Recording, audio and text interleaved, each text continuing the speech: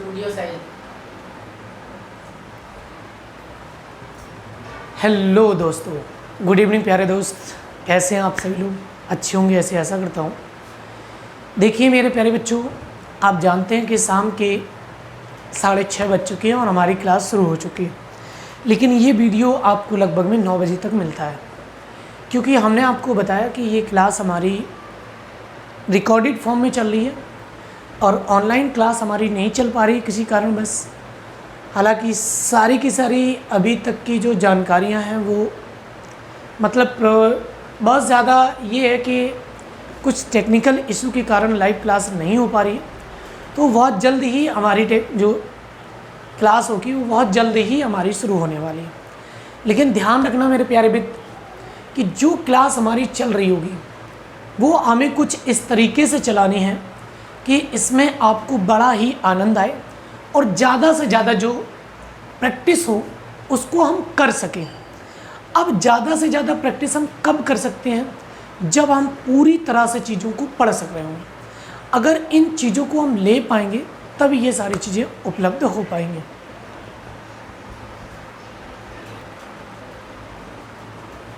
चलिए मेरे प्यारे बच्चों, अब हम लोग शुरुआत करते हैं कि कल हम लोग कहाँ पर थे और किस तरीके से पढ़ रहे थे। हमने कहा कि ये जो हमारा सेशन चल रहा है वो खास करके ये हमारे रेलवे के एग्ज़ाम के लिए ये क्लास हमारी चल रही होती है ऑलरेडी। अगर हम बात करें पूरी तरह से, ये जो क्लास है हमारी वो रेलवे ओरिएंटेड है और ज़्यादा से ज़्यादा हमारे रेलवे के पेपर में आने वाली है। तो अब हम लोग पढ़ना शुरू करेंगे और देखना शुरू करेंगे कि ये जो क्लास चल रही है उसमें किस तरीके के क्वेश्चन पूछे जा रहे हैं। उन सभी चीज़ों के बारे में हम लोग पढ़ना शुरू करेंगे। ठीक है मेरे प्यारे बच्चों, तो अब हम लोग पढ़ना शुरू करेंगे और देखेंगे कि पहला क्वेश्चन क्या है। तो याद रखिए 9th नंबर का क्वेश्चन जो है वो हमारे सामने आ गया था और ये शायद में कल हम यहीं तक किए थे और इसके बाद में हमने इसको छोड़ दिया था। चलो मेरे भाई, आंसर आप सभी लोग बताइए, मैं से ले लें। चलिए मेरे प्यारे बच्चों, इसका आंसर आप लोगों ने दे दिया होगा। हम ऐसी उम्मीद करते हैं कि आप सभी लोगों ने ये आंसर दे दिया होगा। अगर नहीं दिया है तो ध्यान से सुनिए मेरे प्यारे बच्चों, क्या इसका आंसर होगा। क्वेश्चन था 9th नंबर, कह रहा था कि सबसे बड़ा गुणसूत्र है। तो सबसे बड़ा गुणसूत्र आपसे पूछा था कि सबसे बड़ा गुणसूत्र क्या आता है। तो याद रखिए मेरे प्यारे बच्चों, गुणसूत्र की बात करें तो जिसे हम क्रोमोसोम्स के नाम से जानते हैं।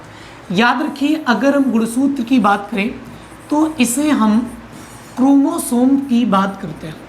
तो जो क्रोमोसोम्स होते हैं इनकी बात आपसे कर रहा है कि सबसे बड़ा गुणसूत्र जो होता है वो किसका होता है, ये आपसे पूछा था मेरे बच्चों।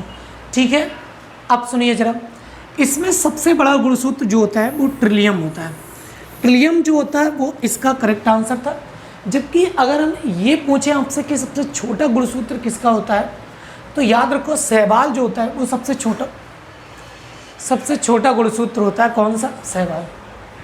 देखिए जरा, अगर हम सहवाल की बात करें मेरे प्यारे बच्चों, तो सहवाल जो होता है वो सबसे छोटा गुणसूत्र होता है। ठीक है, अगर हम बात करें सबसे छोटे गुणसूत्र की तो ध्यान से देखिएगा, इसमें सहवाल का सबसे छोटा गुणसूत्र होता है जी। अगर हम देखना चाहें तो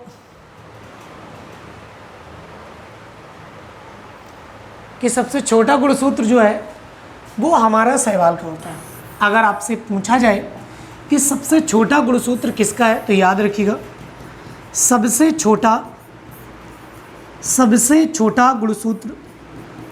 गुणसूत्र जो है वो हमारा किसका है, तो याद रखिएगा सबसे छोटा गुणसूत्र जो है वो हमारे सहवाल का माना जाता है। सहवाल का सबसे छोटा गुणसूत्र मानते हैं। लेकिन याद रखिए क्वेश्चन ये आता है कि कवक और सहवाल का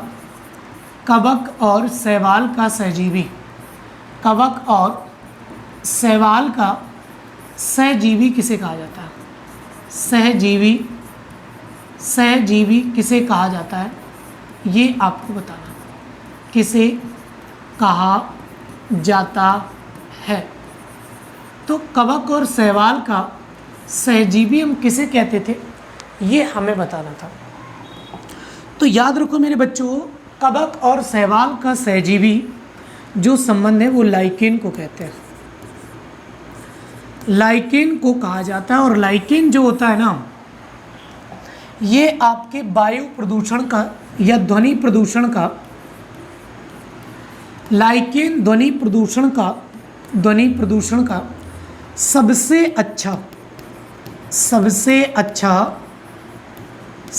अच्छा क्या होता है? सूचक होता है। ठीक है मेरे भाई, तो समझ गए ना इस बात को। तो लाइकेन जो होता है वो हमारे ध्वनि प्रदूषण का सबसे अच्छा सूचक माना जाता है। ये मानते हैं कि जहाँ पर ध्वनि प्रदूषण बढ़ने लगता है वहाँ पर लाइकेन की संख्या पूरी तरह से ख़त्म होने लगती है। ठीक है, तो सबसे बड़ा गुणसूत्र जो होता है वो ट्रिलियम होता है, सबसे छोटा गुणसूत्र जो होता है वो आपका शैवाल का होता है। अब आगे चलते हैं, आगे देखिए, बात करेंगे क्वेश्चन नंबर 9 की। तो याद रखिए, क्वेश्चन नंबर 9 की अगर हम बात करने जाएं तो क्वेश्चन नंबर 9 को देखें तो प्राथमिक उपभोक्ता होता है। प्राथमिक उपभोक्ता किसे कहते हैं? तो ये आपसे पूछता है, कहते हैं शाकाहारी को, मांसाहारी को या सर्वाहारी को। प्राथमिक उपभोक्ता, ये वैसे इकोलॉजी का क्वेश्चन है, मतलब जिसे हम कह सकते हैं पर्यावरण का अध्ययन, उसी के अंतर्गत इस क्वेश्चन को रखा जाता है। देखिए, सबसे पहले अगर हम पर्यावरण की बात करें तो कच्ची चीज़ों का उत्पादन जहाँ पर होता है, जैसे किसान जो होता है वो कई सारी चीज़ों का प्रोडक्शन करता है, तो वो आपका एक प्रारंभिक उपभोक्ता कहलाता है। जैसे याद रखो, मनुष्य एक शाकाहारी भी होता है और मांसाहारी भी होता है, तो ये हमारा सर्वाहारी के अंतर्गत चला जाता है। अगर हम बात करें सर्वाहारी, तो हमारा जो मानव है वो मानव प्रजाति हमारी शाकाहारी, मानव मांसाहारी दोनों तरह की, क्योंकि मांस का भी सेवन करती है और ये आपकी मतलब मांस के अलावा शाकाहारी भोजन का भी सेवन करती है, गेहूँ, चना, चावल, मतलब ऐसे चीज़ों को। मांसाहारी जिसमें आप देख सकते हैं कि मांस जो जिसका मतलब ऐसे जानवर जो केवल मांस का यूज़ करते हैं, शाकाहारी भोजन का पूरी तरह से बहिष्कार करते हैं। जैसे कि शेर जब भी भोजन खाएगा वो गेहूं की रोटी नहीं खाएगा मेरे भाई, क्या खाएगा? मांस खाएगा। शेर हमेशा मांस खाएगा, इस बात को याद रखें।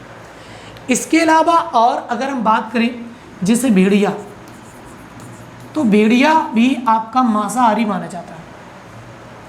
और भी कई जो जंगली पशु होते हैं वो सारे के सारे मांसाहारी में आते हैं। ठीक है, वैसे कुत्ता भी आपका मांसाहारी में माना जाता है, बिल्ली भी मांसाहारी में मानी जाती है, मेंढक वगैरह भी मांसाहारी में माने जाते हैं, क्योंकि मेंढक भी रोटी नहीं खाता है, वो भी मांस खाता है, मांस। सुने जरा, जब हम शाकाहारी की बात करें तो याद रखो यही प्रथम उपभोक्ता होता है।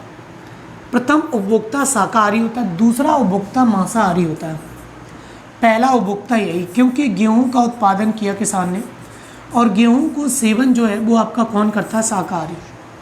क्योंकि किसान जो होता है, अगर हम बात करें, याद रखना, शाकाहारी की बात करें जैसे चिड़िया है, तो याद रखो चिड़ियाँ जो होती हैं ये आपकी शाकाहारी के अंतर्गत ही आते हैं। लेकिन कुछ पक्षी जो होते हैं वो मांसाहारी भी होते हैं, जैसे चील वगैरह जो होती है वो मांसाहारी होते हैं, लेकिन वो कुछ पक्षी जो होते हैं वो आपके सार्वभौमिक जो होते हैं। जैसे अगर हम बात करें, जैसे गाय है, भैंस है, गाय है, भैंस है, बकरी है, भैंस है, बकरी है, ये आपकी जो है ना वो क्या है? तो याद रखिए सारी की सारी शाकाहारी के अंतर्गत आती हैं, क्योंकि ये कभी मांस नहीं खाती है मेरे भाई। क्या तुमने भैंस को कभी मांस खाते देखा? नहीं यार, शाकाहारी भोजन करती है। जैसे कुछ मनुष्य जो होते हैं वो शाकाहारी होते हैं, कई होटल आपको शुद्ध शाकाहारी भोजन बेचते हैं, कहीं पर मांसाहारी, कहीं पर दोनों चीज़ें बेची जाती हैं, तो इन चीज़ों को ध्यान रखना। ठीक है मेरे भाई, तो याद रखो इसका आंसर जो करेक्ट होगा वो आपके क्या हो जाएगा? शाकाहारी आंसर हो जाएगा। अब आगे की ओर चलते हैं, अगला क्वेश्चन देखते हैं। 10 के बाद बात करेंगे 11 नंबर। क्वेश्चन नंबर 11 कह रहा है कि निम्नलिखित में से कौन विषाणु के द्वारा होने वाली बीमारी है? ध्यान से सुनना, कह रहा विषाणु के द्वारा होने वाली बीमारी है। कह रहा हैजा है, टिटनेस है, गेगनेरियो या पोलियो। अब आपके दिमाग में एक चीज़ें तो तुरंत चलने लगी होंगी कि सर जी एक ट्रिक तो हमने पढ़ी थी कि विषाणु से होने वाले रोगों की, हमने कहा हमने भी पढ़ाई थी भैया, तुमने पढ़ी थी जरूर, लेकिन अगर आपसे पूछे कि विषाणु की खोजकर्ता कौन है, विषाणु के खोजकर्ता की अगर हम बात करें तो याद रखो इसके खोजकर्ता जो हैं विषाणु के, वो इवानोवास्की है। इवानोवास्की ने इसकी खोज की थी, जिसे हम कहते हैं इवानोवास्की के द्वारा इसकी खोज की गई थी विषाणु की। ठीक है, अगर हम जीवाणु की बात करें तो याद रखो जीवाणु या जिसे बैक्टीरिया कहते हैं, जीवाणु के खोजकर्ता कौन थे, तो ये आपके ल्यूवान हॉक थे। कौन थे? ल्यूवान हॉक जो थे वो आपके कौन थे, ये आपके जीवाणु थे, जीवाणु खोजकर्ता था। सुनिए जरा, अब हम आपको स्पष्ट बताना चाहें कि इसका क्या आंसर हो सकता है। इसकी हम लोगों ने एक ट्रिक लिखी थी मेरे भाई, लिखी थी रेखा हमें हिट करके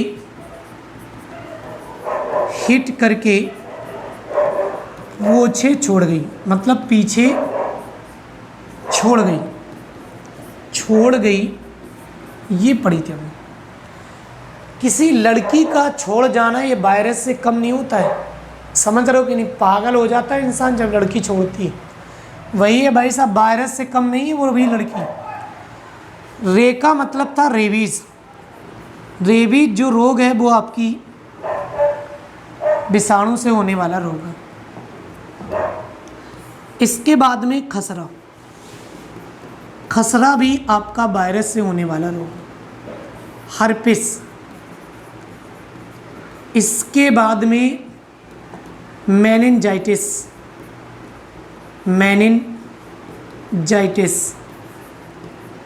जाइटिस, ठीक है।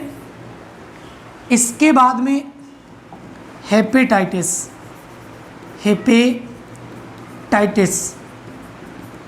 इसके बाद में कौन आता है? ट्रैकोमा नाम की बीमारी, आँखों से संबंधित होती है। इसके बाद पोलियो के बाद आपका आ जाएगा एड्स के बाद चाका मतलब होता है चेचक,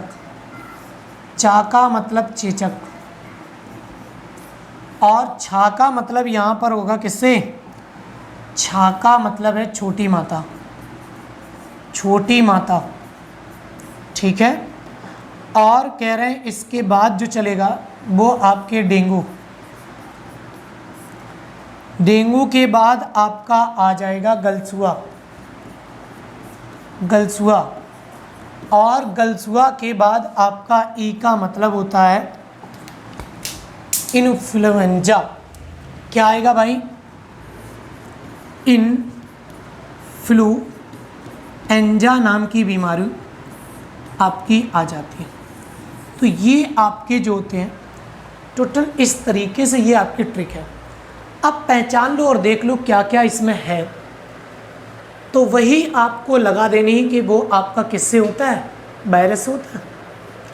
क्या टिटनेस यहाँ दिख रहा? बिल्कुल नहीं। क्या गेनेरियो दिख रहा? नहीं। क्या हैजा दिख रहा? नहीं। क्या पोलियो दिख रहा? बिल्कुल दिख रहा। पोलियो ये रखा भाई साहब, तो पोलियो विषाणु से होने वाला रोग है, इसको आपको टिक कर देना था, समझ गए? तो ये कुछ ट्रिकें होती हैं जो आपको याद करनी है, और आपके पेपर में आती ज़रूर है कि कोई ना कोई क्वेश्चन यहाँ से टकराएगा। जैसे अभी आपने देखा कि ये ALP का क्वेश्चन था जो हमने आपसे पूछा, ठीक है। अब आगे चलते हैं और अगला क्वेश्चन देखते हैं। अगला क्वेश्चन आपसे क्या कह रहा है, ध्यान से सुनिए। अगला क्वेश्चन आपसे कह रहा है कि स्वर्ण निम्नलिखित में से किस पदार्थ में घुल जाता है।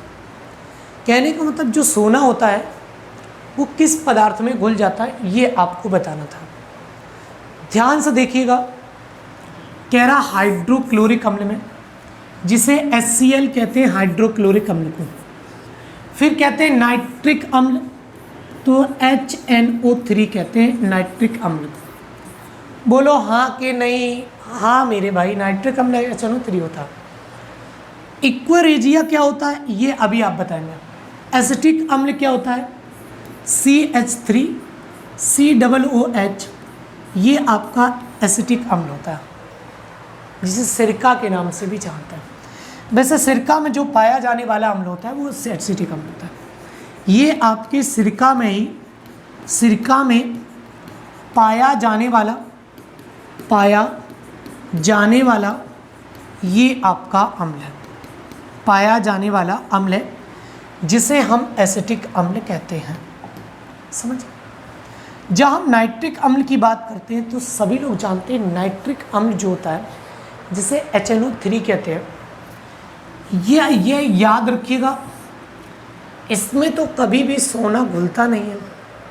लेकिन हाँ, ये जरूर है कि नाइट्रिक अम्ल जो होता है वो आपकी अम्लीय वर्षा के लिए जिम्मेदार माना जाता है।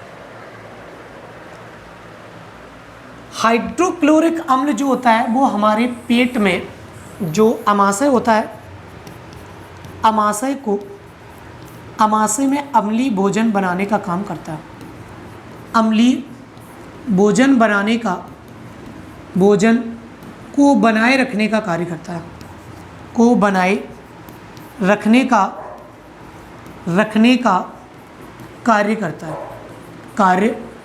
करता है। समझ गए ना इस बात को? तो ये इसकी कारण है।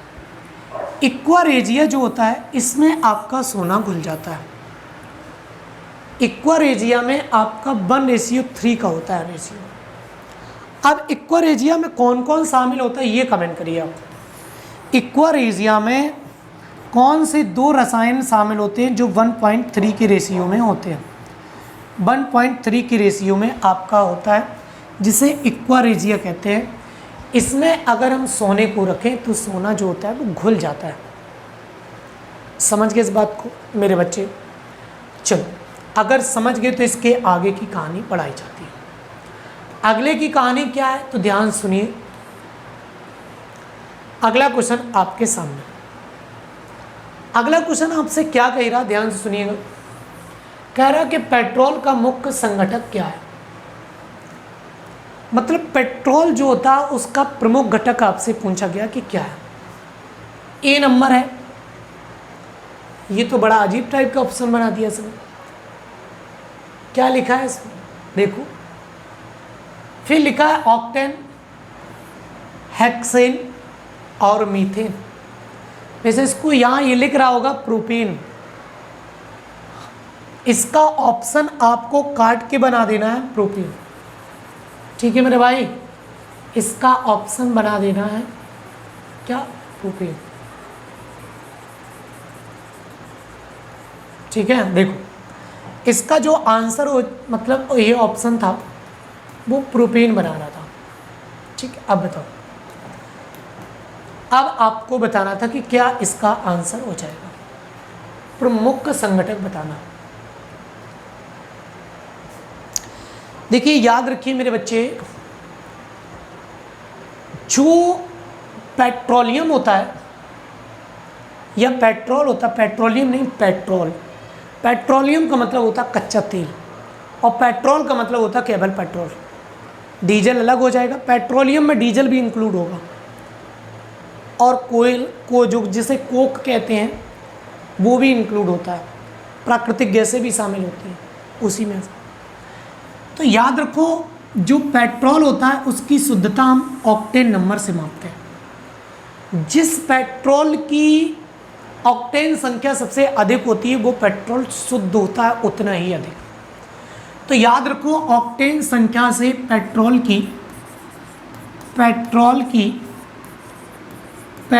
की शुद्धता को मापा जाता है। शुद्धता को मापा जाता है।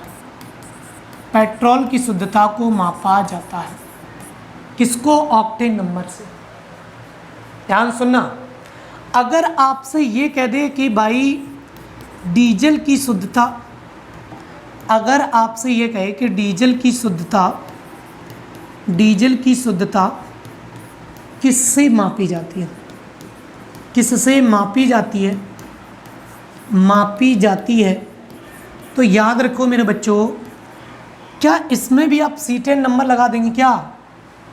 नहीं, ऐसा नहीं करना, ये घोर अनर्थ हो जाएगा अगर ऐसा लगा दिए तुम।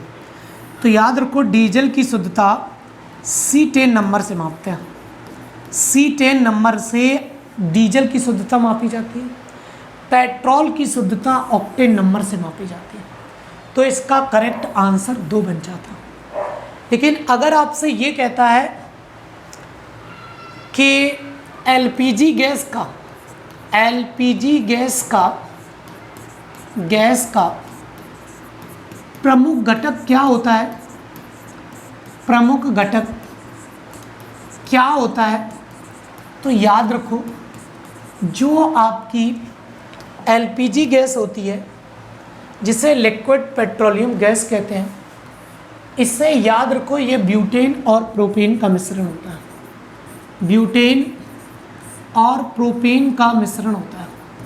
तो इसका आंसर प्रोपेन हो जाता है इस कंडीशन में, ए नंबर वाला है, एलपीजी गैस वाला, प्रोपेन वाला, इसमें करेक्ट आंसर चला जाता है। जो ये पूछ रहा था वो इसका यहाँ से बन जाता है। अब एक क्वेश्चन आता है कि गोबर गैस का प्रमुख घटक किसे मानते हैं? कहते हैं गोबर गैस का प्रमुख घटक, गोबर गैस का प्रमुख घटक किसे माना जाता है?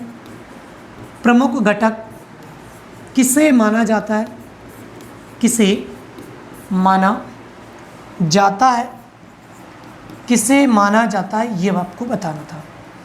तो याद रखो जो गोबर गैस होती है ना, इसका प्रमुख घटक हम किसे मानते हैं? ध्यान से सुनना, जो गोबर गैस होती है उसका प्रमुख घटक जो माना जाता है वो याद रखिए गोबर गैस का प्रमुख घटक जो है मीथेन को मानते हैं। मीथेन जो होती है वो आपकी गोबर गैस का प्रमुख घटक माना जाता है। अगर आपसे ऐसा क्वेश्चन पूछ दे कि गोबर गैस के खोजकर्ता कौन थे मेरे भाई, खोजकर्ता कौन थे, खोजकर्ता का नाम बताना, तो याद रखो इसके खोजकर्ता आपको बताने थे सीबी देसाई। सीबी देसाई जो थे वो गोबर गैस के खोजकर्ता थे। गोबर गैस से क्या होता था, लाइट बनती थी पहले, गाँव में वगैरह में देखी होगी आपने।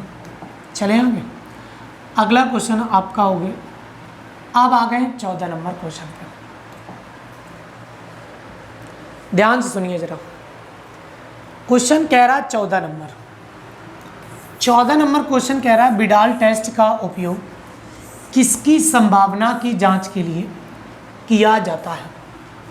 कह रहे हैं बिडाल टेस्ट का उपयोग किसकी संभावना की जांच के लिए किया जाता है। तो जो बिडाल टेस्ट होता है वो किसकी संभावना के लिए किया जाता है, ये आपको बताना था।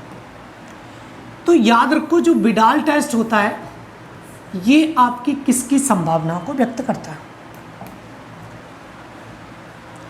तो याद रखो बिडाल टेस्ट किसकी जांच की जाती है, मतलब कोई बीमारी हो जाती है उसके लिए बिडाल टेस्ट किया जाता है। ये कौन सी बीमारी है जिसमें बिडाल टेस्ट करते हैं? कह रहा है मलेरिया, टाइफाइड, पीत ज्वार और हैजा। चलो कमेंट करो और आंसर बताओ। क्या मलेरिया है जिसमें हम बिडाल टेस्ट करते हैं? असंभव। क्या हैजा है? ऐसा भी नहीं। क्या पीत ज्वार में बिडाल टेस्ट किया जाता है? ऐसा भी नहीं। अब बचा ही क्या है? तो याद रखो टाइफाइड। तो टाइफाइड जब हो जाता है तब हम बिडाल टेस्ट करते हैं। याद रखो जब एड्स हो जाता तो उसकी जांच के लिए कौन सा टेस्ट करते हैं? कमेंट करो। एड्स की जांच के लिए, एड्स की जांच के लिए कौन सा टेस्ट किया जाता है? कौन सा टेस्ट किया जाता है? टेस्ट किया जाता है ये आपको बताना। कौन सा टेस्ट किया जाता है ये आपको बताना था। चलो कमेंट करो मेरे बच्चे और आंसर बताओ। एड्स जो है इसकी जांच कौन सा टेस्ट करते हैं? तो इसका आंसर होता है एलिसा परीक्षण। एलिसा एलिसा होता है। एलिसा परीक्षण किया जाता है। एलिसा परीक्षण इसकी जांच के लिए किया जाता है। समझ के बात को? तो एलिसा परीक्षण जो है होता है वो एड्स की जांच के लिए किया जाता है। एड्स किससे होने वाली बीमारी है? तो आप जानते हैं कि विषाणु से होने वाली बीमारी है। अभी आपको बताया था पोचे, एक आया था पीछे छोड़ गई मतलब पोचे छोड़ गई। तो याद रखो पोलियो, एड्स और चेचक, ये तीनों बीमारियां किससे रिलेटेड है? आपकी विषाणु से। आगे चलो, अगला क्वेश्चन देख लो 14 के बाद 15 नंबर। 15 नंबर का ही कही रहा है। देखो वैसे क्वेश्चन तो बड़ा धड़ाम है, क्वेश्चन कुछ जान नहीं है भाई साहब। जान का मतलब है दमदार नहीं क्वेश्चन। क्वेश्चन पढ़ते ही आंसर आ जाएगा आपके दिमाग में। देखो कह रहे हैं कि तना काट आम तौर से किसके प्रवर्धन के लिए प्रयोग किया जाता है? कह रहे हैं जब हम तना काट करके आम तौर पर किसका प्रवर्धन के लिए प्रयोग करते हैं? कह रहे हैं केला, कह रहे हैं गन्ना, कह रहे हैं आम, और डी ऑप्शन है कपास। अगर इसको हम एक्सप्लेन कर दें सही से तो आंसर आप करेक्ट दे देंगे, ये गारंटी है। क्योंकि अभी आप क्वेश्चन को समझ नहीं पा रहे हैं, और क्वेश्चन को अगर आप समझ लेते तो कोई दिक्कत नहीं होती मेरे भाई।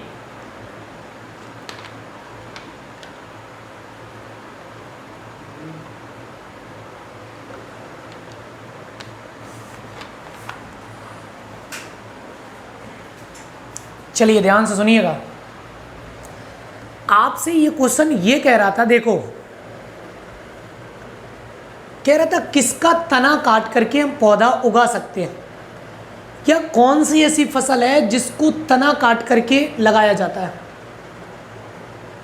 जैसे आपने देखा होगा कि जो गुलाब का फूल होता है, आपने देखा होगा जो गुलाब का फूल होता है, गुलाब का फूल होता है, ये गुलाब का फूल जो है, गुलाब का फूल जो होता है ना मेरे भाई, ये एक ऐसा फूल है जिसकी तने को काट करके हम कहीं भी ला सकते। याद रखो, इसके तने को काट कर, तना काट कर कहीं भी लगा सकते हैं, कहीं भी लगा सकते हैं, और ये एक पौधे के रूप में बन जाएगा। लगा सकते हैं और ये एक पौधा बन जाएगा। समझ रहे कि नहीं? तो ऐसे ही कौन सी फसल है जिसका तने की बुवाई करते हैं? तो एक पॉइंट देखिए, क्या केले की अगर हम तना काट करके कहीं दूसरी जगह लगाए लग जाएगा? बिल्कुल भी नहीं लगेगा। केले का पौधा ही हमें लगाना पड़ेगा तभी पौधा उगेगा। तो केला आंसर कट गया। आम का पौधा नहीं, पौधा होता है, याद रखो, इसके तने को काट कर नहीं उगा सकते। कभी भी आम की लकड़ी ले आना और लगा देना, तुम्हारे यहाँ अगर आम का पौधा उगा है तो बता देना। तो ये भी आंसर गलत हो जाएगा। क्या कपास की टहनी को या तने को लाएं और लगा दें, उगाएगा? कभी नहीं। लेकिन याद रखो, गन्ने की जो बुवाई होती ना, वो इसका पौधा नहीं आता है मेरे भाई, इसका तना ही लगाया जाता है। याद रखो, जो बड़ा गन्ना होता है उसके ही कई छोटे छोटे टुकड़े कर लिए जाते हैं और उसी को ज़मीन के नीचे रख दिया जाता है, तभी आपका क्या होता है, गन्ने की फसल आपकी तैयार हो जाती है। तो इसका आंसर जो था वो आंसर करेक्ट बी नंबर था। ठीक है, इस बात को समझ गए? सुनिए, गन्ना आपकी कैसी फसल है? अगर आपसे पूछे कि गन्ना रबी की फसल है या खरीफ की फसल है, वैसे गन्ना जो होता है वो आपकी जायद की फसल के अंतर्गत ही आता है। जायद की फसल के अंतर्गत आता है, या इसे वाणिज्यिक फसल भी कह सकते हैं। वाणिज्यिक फसल के नाम से भी जानते हैं। इसे वाणिज्यिक फसल या जायद की फसल भी कहते हैं। मानते कि नहीं इस बात को? बिल्कुल मानना पड़ेगा आपको। लेकिन याद रखो, गन्ना जो बोया जाता है ना मेरे भाई, वो रबी की फसल के दौरान बोया जाता है। रबी की फसल किस समय इसे बोया जाता है? अरे बोलो हाँ कि नहीं? हाँ भाई साहब, कहने का मतलब ये अभी सर्दियों में बो दिया जाता है, ऐसा ही ना? कि सर्दियों बरसात में बोते हैं, सर्दियों में बो जाता है। तो याद रखो, ये रबी की फसल के अंतर्गत आता है, जिसे हम गन्ना जानते हैं। ये के लिए याद रखिए, गन्ने की फसल एक बार बोने के बाद बताते हैं कि ये 3 साल तक चलती है, 2 से 3 साल तक चला सकती है। इसकी कटाई होती रहती है। जैसे गन्ना आया, फिर उसकी एक बार काट ली गई तो उसका तना फिर से उगाता है, फिर से उसको हम एक बार काट सकते हैं, फिर उगाता है।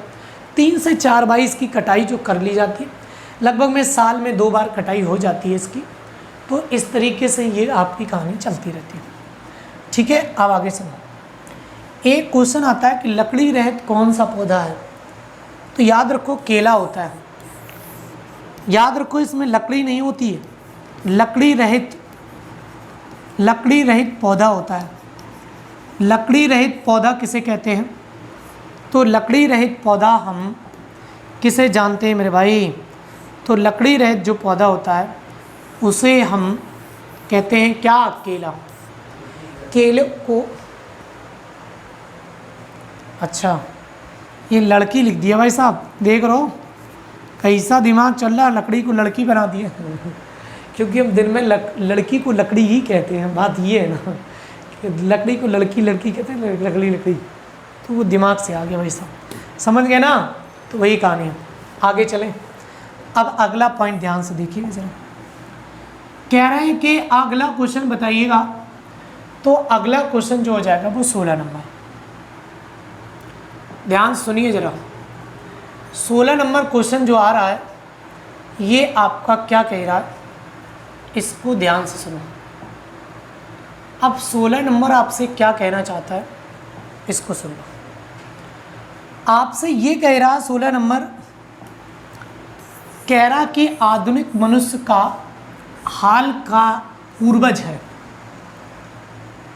कुछ अजीब टाइप का क्वेश्चन नहीं पूछा। कह रहा आधुनिक जो मनुष्य, जो मतलब मॉडर्न समय में मनुष्य है, ये हाल का पूर्वज है।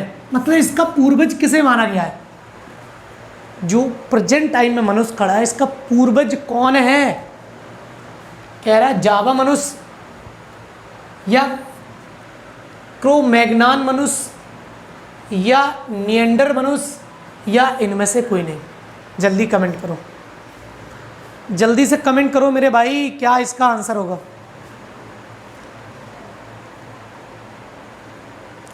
कितने लोग हैं जो इसका आंसर बता सकते हैं?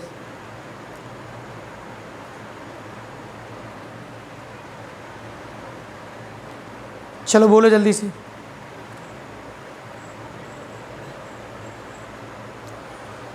बोल दे मेरे भाई, आंसर बोलो।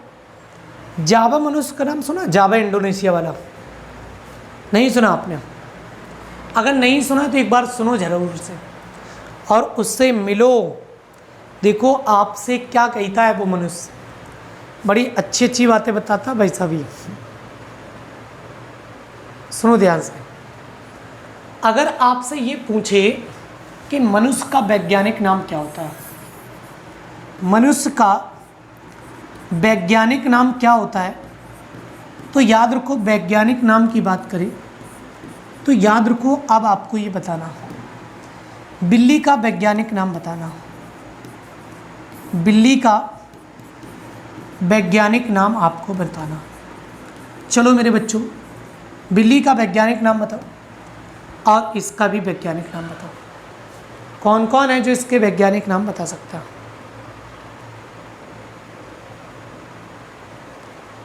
आप बता सकते हैं? आधुनिक मनुष्य का हाल का पूर्वज है।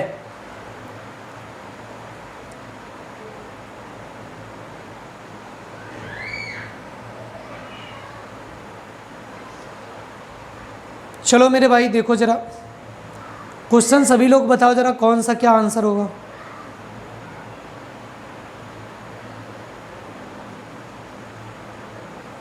देखो मेरे भाई, अगर आपसे इसका वैज्ञानिक नाम पूछता है, या कभी कभी मेढक का भी वैज्ञानिक नाम आ जाता है, मेढक का वैज्ञानिक नाम हो गया, या आपसे मक्खी का वैज्ञानिक नाम हो जाता है, गेहूं का वैज्ञानिक नाम आ जाता है, मटर का वैज्ञानिक नाम आ जाता है, ये किसी दिन पढ़ा देंगे पूरा।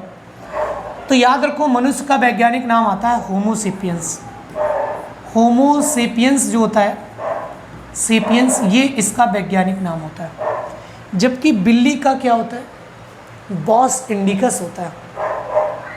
क्या होता है मेरे भाई, बॉस इंडिकस इसका वैज्ञानिक नाम होता है। मेढक का तो तुम बचपन से पढ़ते आए और फिर भी पढ़ लोगे, राना टिग्रीना, राना टिग्रीना, ये इसका वैज्ञानिक नाम। अगर हम बात करने पहुँचे तो इसका आधुनिक मानव का पूर्वज जो है वो आपका क्रोमैग्नन जो मनुष्य था, ये आपका पूर्वज मनुष्य जाना गया। ये आपके हाल के मानव का पूर्वज इसे माना जाता है। समझ गए कि नहीं? ये वो क्वेश्चन है जो आपके पेपर में मिलते हैं, और कहते हो कि किसी भी टीचर्स ने हमने पढ़ा ही नहीं है ऐसे क्वेश्चन जो आए हैं पेपर में। हम कह रहे हैं आप लगातार कंटिन्यू क्लास लीजिएगा। 3 क्लासें हमारी हो चुकी हैं और ये हमारी चौथी क्लास है आज की। ये गारंटी देते हैं कि 10 क्लासें जब होंगी तब आपको 10 क्लासों से कम आप पेपर का 60% हिस्सा आप सॉल्व करेंगे। जीएस का जो 50 क्वेश्चन आने हैं उसका 50 का मतलब 60% मतलब 30 क्वेश्चन आप सॉल्व करेंगे, ये गारंटी बता रहे हैं। इसलिए आप देख रहे होंगे सारे वो क्वेश्चन हैं जो आपके पेपर में आए हुए हैं पिछले, और वो क्वेश्चन है कि जो आए हुए थे लेकिन वन लाइनर टिक लगाते रहो, वो क्वेश्चन भी नहीं लेके आ रहा। ऐसे क्वेश्चन लेके आ रहे हैं जो तुमने पढ़े नहीं हैं और आए हैं पेपर में। ठीक है, हमारे पास कोई एडिटर नहीं तो हम यहीं लिखवा देते कि ALP 2018 में आया, NTPC में आया। इतना ज़्यादा हम कुछ कर नहीं पाते तो सीधा टाइप करके चिपका देते हैं, बस ये बात है। ठीक है, तो अगर जितने भी विद्यार्थी पहली बार चैनल पर जुड़े हैं वो चैनल को सब्सक्राइब करेंगे और बेल आइकन को प्रेस करेंगे। बाद बाकी हमारी क्लास जैसी चलती है डेली, वैसे आपके शाम को 9 बजे आपको क्लास मिलती है, वैसे आप 9 बजे देखा करें। ठीक है, और नए विद्यार्थी हैं तो चैनल को सब्सक्राइब कर लीजिए, पुराने हैं तो आपको लाइक कर देना। क्वेश्चन नंबर 17 कह रहा ट्रेड मिल टेस्ट कौन सी चिकित्सा से संबंधित है? आए कह रहा ट्रेड मिल टेस्ट किस चिकित्सा से संबंधित? कह रहा हृदय की, फेफड़ा की, पैर की या गुर्दा।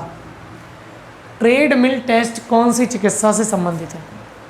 जल्दी मोरोब, इसका क्या आंसर होगा मेरे बच्चे?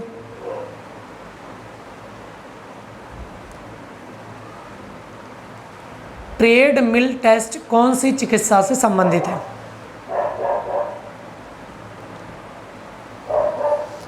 चलो भाई आंसर बोलो जल्दी से।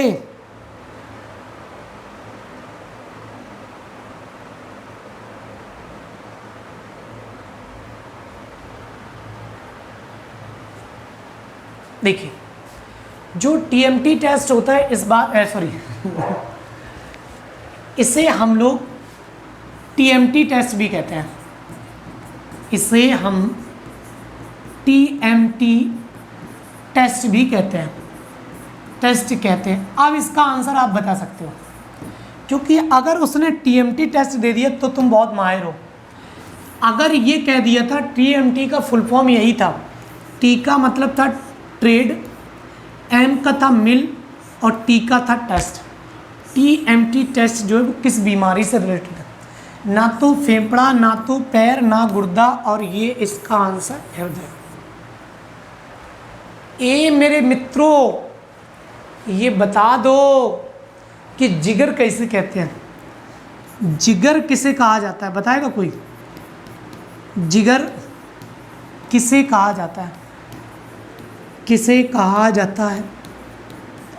कहते हैं ये मेरा जिगर का टुकड़ा है। तो काहे का टुकड़ा है? हृदय का टुकड़ा है या फेफड़ा का टुकड़ा है या गुर्दा का कपड़ा टुकड़ा है या पैरों का टुकड़ा है? बताओ क्या करेक्ट आंसर करेंगे? जवाब बताओ। जिगर किसे कहते हैं? कहते हैं हमें मारने के लिए इतना बड़ा जिगर चाहिए। बताओ तो जिगर क्या है? लीवर को गुर्दा कहते हैं क्या? नहीं तो लीवर को गुर्दा कहते हैं क्या? मतलब क्या है? याद रखिए बच्चे का जो जन्म होता है या बच्चे जो माँ की कोख में होता है उसे हम यकृत कहते हैं या लीवर कहते हैं। तो याद रखो लीवर जो होता है उसी को हम लोग जिगर कहते हैं। लेकिन इस बात को ध्यान रखो गुर्दा जो होता है इसे किडनी कहते हैं मेरे भाई। किडनी कहा जाता है गुर्दे को। कहते एक गुर्दा खराब होएगा हमारा, एक किडनी खराब होएगा, दूसरा से चलत रहा है। याद रखो अगर दोनों किडनी काम करना भी बंद कर दें तब भी इंसान चल सकता है। लेकिन कैसे? उससे इसके लिए क्या करना पड़ता है कि ब्लड का पूरा बाहर से फिल्ट्रेशन करा करके बॉडी में फिर से डालना होता है। क्योंकि जो गुर्दा काम करता है वो ब्लड को छन्न करती है, ये अशुद्धियों को छानती है। तो यही काम अगर बाहर से कर दिया जाएगा, जब गुर्दा काम करना बंद कर दिया तो कुछ दिन तक चलोगे, परमानेंट नहीं चल पाओगे। अगर पैसे की ज़्यादा कमी होती है तो लोग बाग यही गुर्दा बेच देते हैं। जिसे कहते किडनी बेच दी एक हमने, जिगर नहीं बेच पाओगे। जिगर बेच दोगे तो फिर टुकड़ा ही चला गया। याद रखो जिगर के बगैर नहीं चल पाओगे, ठीक है?